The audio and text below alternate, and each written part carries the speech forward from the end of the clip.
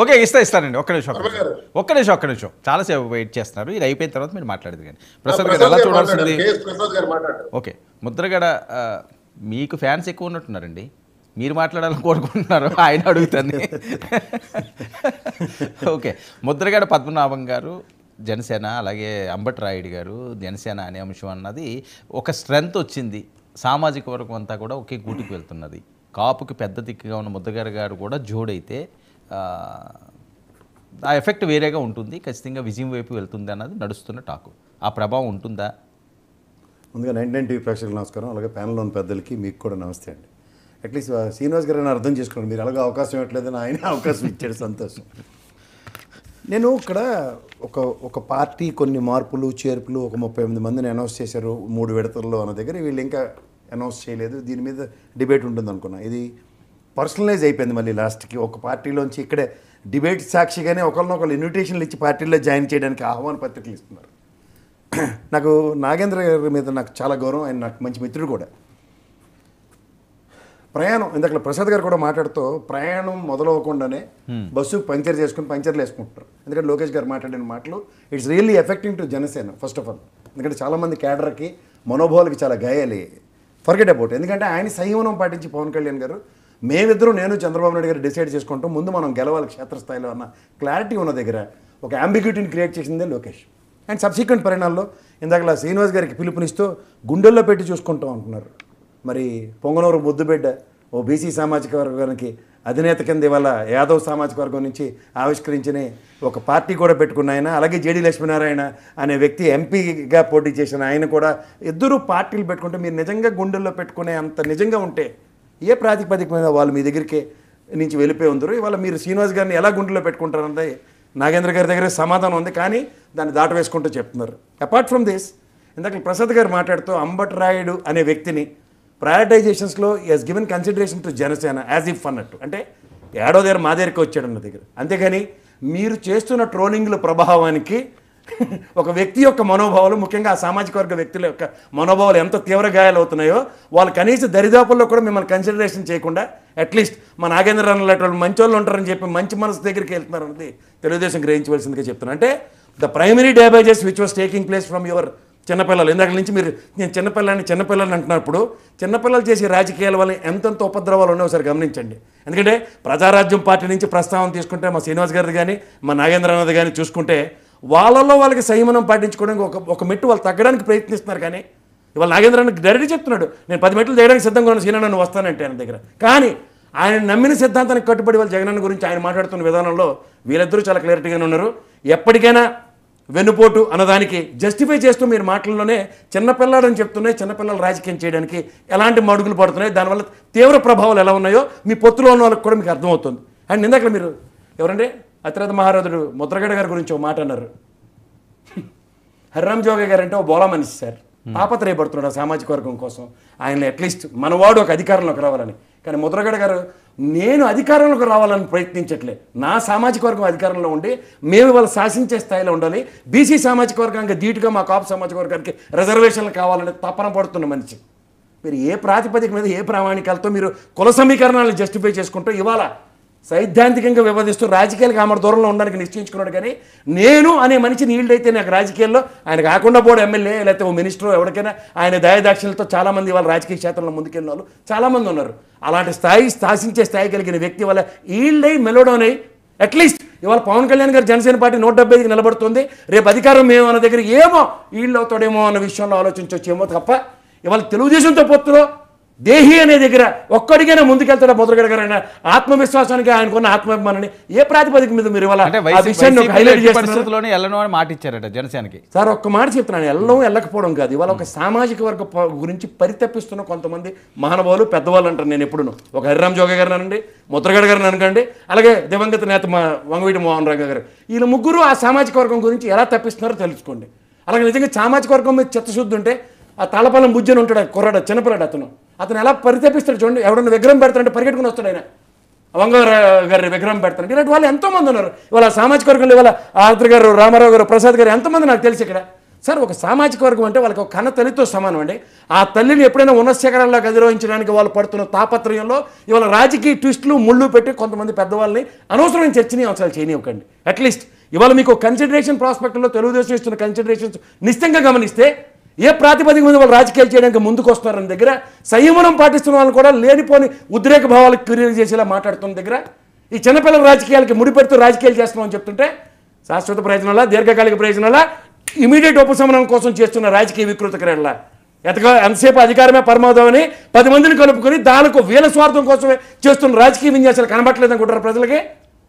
ఏ ప్రాతిపదిక ఇవాళ తెలంగాణలో కాంగ్రెస్ పార్టీ సోషల్ మీడియా పరంగా 2 నెలల్లో బయటకు వచ్చి ఇవాళ అధికారం సాధించిన సేమ్ సినారియోని ఇవాళ అడాప్ట్ చేసుకుంటే వాళ్ళు చేస్తున్న దాంట్లో సోషల్ మీడియాలో పెద్దలు ముద్రగడ గారు లాంటి వ్యక్తుల మీద కూడా విన్యాసాలు చేస్తుంటే ఎవరండి ఎవరుకునేది? సంయమనాలు పాటిస్తున్న తారనశెట్టి నాగేంద్ర గారు కనబట్టలేదా? లేకపోతే చిత్తచూ చాచుకుంటున్న శ్రీనివాస్ కనబట్టలేదా? ఏం మాడుతున్నారు? అధికారమా పరమావధం అనుకుంటే ఈరోజు ఎన్నాళ్ళు ఉంటారు కదా వాళ్ళు, ఎక్కడ ఉన్నారు? నిజంగా ఒక సామాజిక వర్గాన్ని శాసించే స్థాయి, ఒక సామాజిక వర్గాన్ని ఏకదారి మీద తీసుకొచ్చే ఆ వ్యక్తిత్వం ఔన్నత్యాలు ఇవాళ పవన్ కళ్యాణ్ గారి దగ్గర నుంచి ఎక్కడ ఉన్నాయి? ఇదే పవన్ కళ్యాణ్ గారు గతంలో ముద్రగడ గారి మీద జరిగిన దీనికి ఎక్కడైనా ప్రతిస్పందించిన ఉదంతం ఉందా? ఏ ప్రాతిపదిక మీద మాడుతున్నారండి? చూడలేదు నా పరిణామాలు. ఎంతసేపు ఎంపీ అనే స్లాట్లకి విపరీతమైన డిమాండ్ ఉంది అన్ని పార్టీలకి. ఈడ్చుకొడితే ఈ బొట్లోంచి ఆ బొట్లోకి, ఆ బొట్లోంచి ఈ బొట్లోకి గెంచుకునే బ్యాచ్లు తప్ప ఒక్క నెక్కచ్చే నాయకుడిని తయారు చేసుకోవట్లేదు ఏ పార్టీను. రైట్.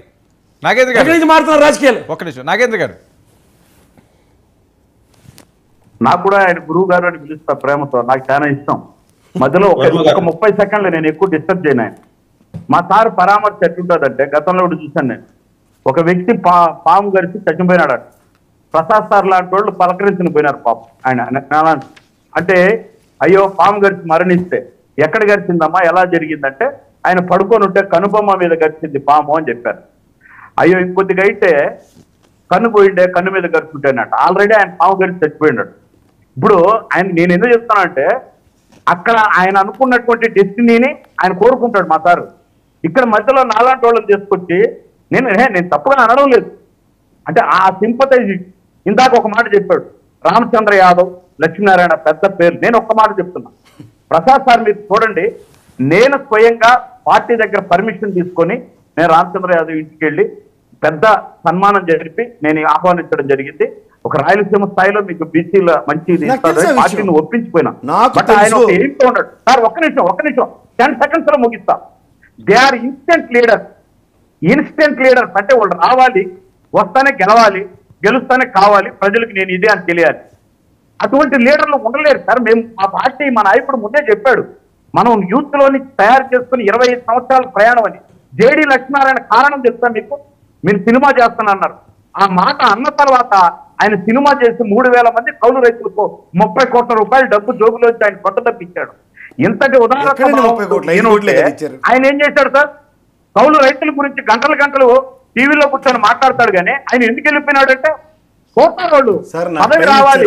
ఆయన చాలా మంది ఇన్స్టెంట్ లీడర్స్ వాళ్ళు, వాళ్ళ దగ్గర ఉండదు. మేమున్నాం నేను మీకు ఇదే గౌరవంతో మీ గురించి నేను మాట్లాడుతుంది ఏంటంటే, మీకు పార్టీ అనేది కన్నతల్లి, కులం అన్నది కన్నతల్లి, వాటి మీద మమకారంతో మీరు 10 మెట్లు దిగడానికి ప్రతిసారి తగ్గే ఉంటున్నారన్న విషయం మీద నేను ఎప్పుడు మాట్లాడతాను మీ గురించి. ఇంకోటి నేను చెప్తున్నాను, ఇవాళ ఆడలేము అన్న దగ్గర ఒక మాట వచ్చింది. అంబట్రాయుడు గారు అనే విషయానికి ఫర్ యువర్ ఆల్ ఇన్ఫర్మేషన్, ఆయన పుట్టిన ఆంధ్రాలో, ఆడిన క్రికెట్ అంతా తెలంగాణకి ఆడాడు, హైదరాబాద్ క్రికెట్ అసోసియేషన్కి. ఏ ప్రాతిపదిక మేము మనం ఓన్ చేసుకోవడం చూస్తున్నాం? ఎంఎస్కే ప్రసాద్ను లేదంటే మన దగ్గర నుంచి అనుమ విహారీ ఇలాంటి వాళ్ళు ఆడిన వాళ్ళు ఉన్నారు, వాళ్ళని కన్సిడర్ చేయండి. ఎస్ మన క్రికెట్ అసోసియేషన్ కోసం పరితపించారు, లేకపోతే వీళ్ళని. ఈయన ఇక్కడ కేవలం రాజకీయ క్షేత్రంలో అడుగు పెట్టడానికి సురేష్ ప్రభు మనదే, మన రాష్ట్ర అభ్యర్థి.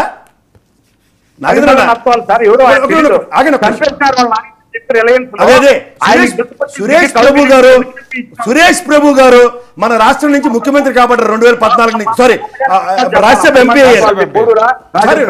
నా టైం సార్ ఇది. సురేష్ ప్రభు గారు రాష్ట్రం నుంచి శివసేన పార్టీ ఆయనకి ఇంకా కన్సిడరేషన్ కూడా ఇవ్వకపోతే ఆ పార్టీకి రాజీనామా చేసి తెలుగుదేశం నుంచి సురేష్ ప్రభు నాటి రైల్వే మంత్రి ఎంపీ అయ్యాడు.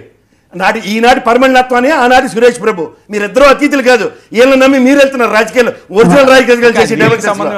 ఎవరెవరు అతిథులు కాదు సార్, వీళ్ళకి వీళ్ళు అవకాశవాది రాజకీయాలు వాళ్ళకి అవకాశ రాజకీయాలు తెలరేపుకుని వెళ్తున్నారు. మీరు సురేష్ ప్రభుని మర్చిపోయి వాళ్ళ పరిమాణత్వాన్ని మాడితే నా దగ్గర సబ్స్టాన్షియల్ ఎవిడెన్సెస్ ఉన్నాయి. ఆ రోజు శివసేనకి వాళ్ళు చేసిన దాష్టికానికి ఈ రోజు నేను మారుతుందని మీరు కావాలంటే ఎవరితో డిబేట్ చేయడానికి సిద్ధంగా ఉన్నా. ఎన్డీఏ పొత్తులో ఉన్న నేపథ్యంలో వితౌట్ కన్సిడరింగ్ శివసేన సురేష్ ప్రభుకి ఆంధ్రప్రదేశ్ నుంచి రాజ్యసభ ఇచ్చారు. ఏ ప్రాతిపదిక మీద సార్? చరిత్ర సార్ ఇది. నాగేంద్ర గారు మీలా అమాయకంగా వెళ్ళి ఆ పొంగనూరు ముద్దు పెట్టిన బతిమాలిన ఉదంతాలు కాదు, ఇలాంటి విపరీత రాజకీయాలు చేస్తున్న పార్టీల గురించి మాట్లాడు తెలుసుకోండి మీరు వాళ్ళ మనోభావాలు. మిమ్మల్ని రెచ్చగొట్టడానికి పరిమళత్వాన్ని అన్నప్పుడు సురేష్ ప్రభు విషయాన్ని కూడా తెచ్చి మాట్లాడండి. ఇవన్నీ ఎందుకు చెప్తానంటే ఆడదాం అన్నదానికి ఒక పిలుపు ఇచ్చారు. ఆడే సామర్థ్యం ఎవరికి ఉంది అన్న దగ్గర చూస్తే ఇందాక మీరు పాము సామెత భలే చెప్పారు సార్. ఆయన ఆడుతున్న రాజకీయ ఆటలో అంబటి రాంబాబు లాంటి మన రాష్ట్ర ప్లేయర్ కానివ్వండి 12th మ్యాన్గా కూడా పనికిరాడని డిసైడ్ అయిన తర్వాత ఏ ప్రాతిపదిక మీరు తీసుకుని ఇవాళ మేము క్రికెట్ ఆడిస్తామంటే ఇక్కడ చతురత ప్రదర్శించవలసిన దగ్గర రాజకీయ చతురత కావాలా, క్రికెట్ కావాలా? మీరు కండువా కప్పి ఏమని కండువా కప్పి ఎంపీ టికెట్ ఎంత అడిగినారు చెప్తున్నాడు కదా. 150 కోట్లు 150 మీ పార్టీకైనా సరే 150 కోట్లు ఖర్చు చేయకుండా ఎంపీ ఎవరైనా మాట్లాడండి. ఎక్కడున్నా సార్, ఏ లేఖలో ఉన్నాం మీరు రాజకీయాలు? ప్రతి ఒక్కరు ఫైనాన్షియల్ ఎబిలిటీతో రాజకీయ ముడులు పెట్టి మాట్లాడుతున్నారు సార్. నాగేంద్ర గారు గురించి కాదు ఇబ్బంది, మీరు అర్థం చేసుకోవాలి. 200 కోట్లు వాళ్ళకి ఇవ్వాలి, మళ్ళా ఈ నిలబడాలి సార్. అన్ని పార్టీలు చేస్తున్న అదే ఇదే రాజకీయ. మీకు అర్థమవుతుందో లేదో? ఎందుకంటే జనసేన పార్టీ అచ్చాని పచ్చబోసలో మేము ఎవరు రూపాయి తీసుకోవాలని మాట్లాడిన దగ్గర మీ దగ్గర అవకాశం వచ్చింది. ఇదే ఆప్షన్ తెలుగుదేశం ఎందుకు ఎక్స్ప్లోర్ చేయలే? ఫైనాన్షియల్ ఎబిలిటీ మాట్లాడుతున్నారు సార్. అందరూ మీరు ఒక్కరు అచ్చాని పచ్చబోసలో మాట్లాడతారని చెప్పి అందరూ అవే రాజకీయ